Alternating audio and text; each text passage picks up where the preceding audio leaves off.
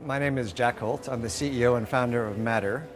And Mattr uses social data, or specifically Twitter data, in place of or maybe supplementing consumer research instead of focus groups and panels and surveys and such. We designed it for agencies and for brand marketers. And interestingly, since this is a design show, you might be interested in this, the marketers that we appeal to are the ones who aren't necessarily comfortable with social data and big platforms that they see in social analytics platforms. So what we did specifically was we added a little bit of realism using cards, persona cards, instead of lists and large forms. We use things like a calm color palette, a fashion color palette from Pantone 2013 colors, and just a simpler consumerized type interaction as opposed to a platform interaction.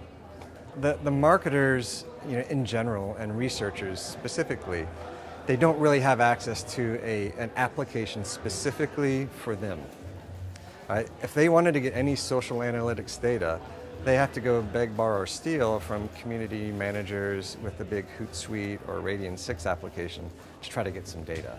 So this app it's very accessible, which means it's cheap. And it's a web app, which means that your entire team has access to all this data worldwide at the snap of a finger. The other thing that marketers really want from social data is something actionable.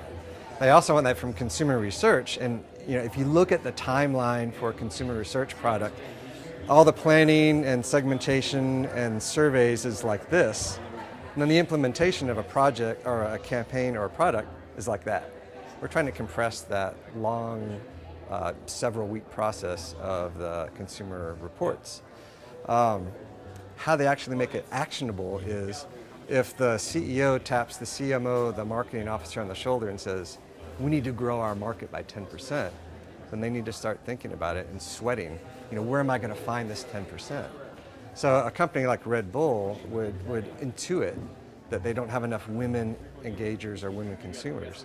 We can show them exactly how many female consumers they have, and then show them the demographics behind them. We can show them media that specific persona really likes.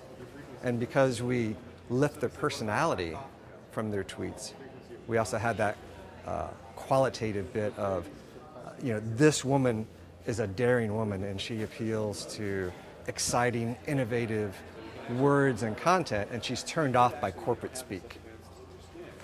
And then we can go down to the actual tweet level and see how that persona responded to that specific tweet to know if your campaign worked.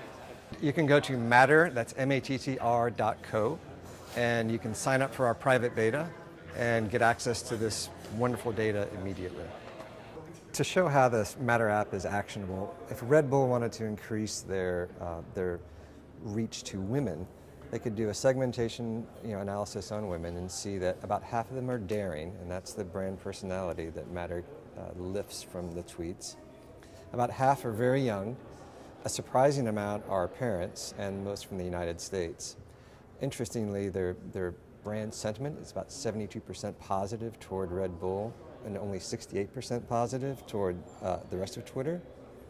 Their interest is where that makes this actionable.